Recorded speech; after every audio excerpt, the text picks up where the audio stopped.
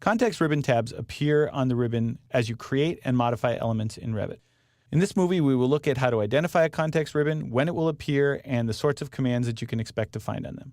In addition to context ribbon tabs, the options bar gives us feedbacks to options and commands as you execute them. So we'll also take a look at this critical interface feature as well. So I'm here in a file called Condo, and it's available with the exercise files.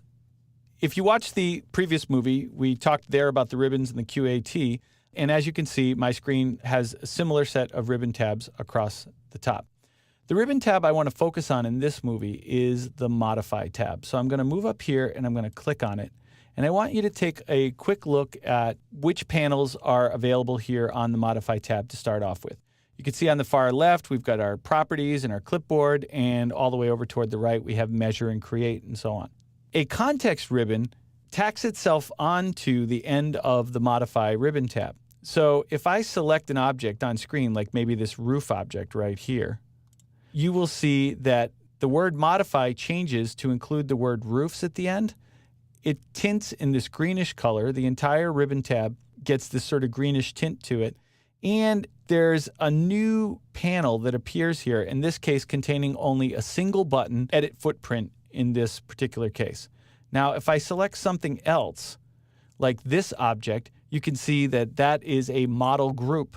And so now I get Modify and then Model Groups, and I get a group panel, and it has several buttons and commands available. If I select a railing, you'll see a similar behavior. If I select this ground plane here, this is called topography, we'll get a similar set of commands, and so on. Windows, doors, each one will give us different context buttons, but you'll notice that the entire left-hand portion of the ribbon tab remains the same. So we still have properties and clipboard and measure and so on. It's just the stuff at the right that changes. That's what we mean by a context ribbon tab. Now, I'm showing you here in the case where you select an existing object. There's another place where context ribbon tabs will appear, and that's when you create objects. So I'm going to go to the Architecture tab, and I'm going to click on the Wall tool, and notice that that actually takes me over to the Modify tab. And now, instead of saying Modify Wall, it says Modify Place Wall. And all the rest of it still behaves the same way that I showed you a moment ago. The left-hand side of the ribbon tab is still the same, but all the tools on the right-hand side now are tools that we can use to help us draw new walls. If I cancel that command, maybe choose a door command, the same sort of thing occurs. I now get a Modify Place Door. So these are also considered context ribbon tabs. Now, the other item that's context sensitive that you want to be paying equal attention to is the options bar. So right below the ribbon, we have the options bar, and you can see right now that it's completely empty, okay? It's just a big blank gray space. If I run a command, like the wall command, you're going to see that options bar will populate with several options that we can choose from. In this case, we could change the level of the wall or the height of the wall or the location line. I'm going to cancel that command, choose a door command, and you'll see that the options bar in this case simply says Modify Place Door, but there's no specific options.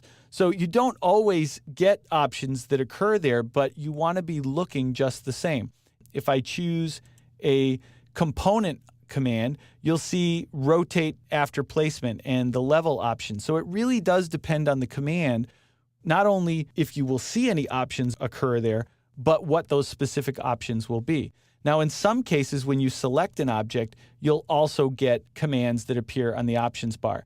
Now, often it will just be this single button Activate Dimensions, which we'll look at in a future movie.